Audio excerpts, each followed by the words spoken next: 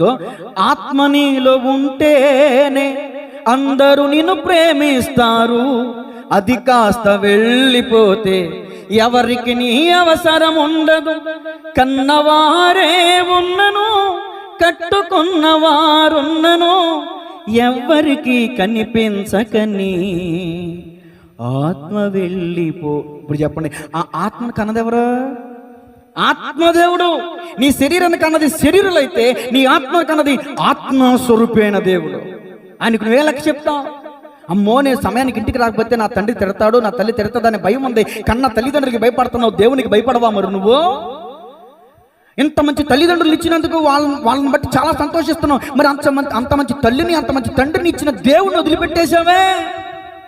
దేవుని స్తోత్రం చెప్పండి గట్టిగా. మంచి ఫలాలను ఇస్తారని ఇప్పుడు ఇంత కష్టపడి రెక్కల ముక్కలు చేసుకుని పిల్లల్ని చదివించేది ఎందుకని? వీళ్ళ భవిష్యత్తులో పెద్దోళ్ళు అయ్యాక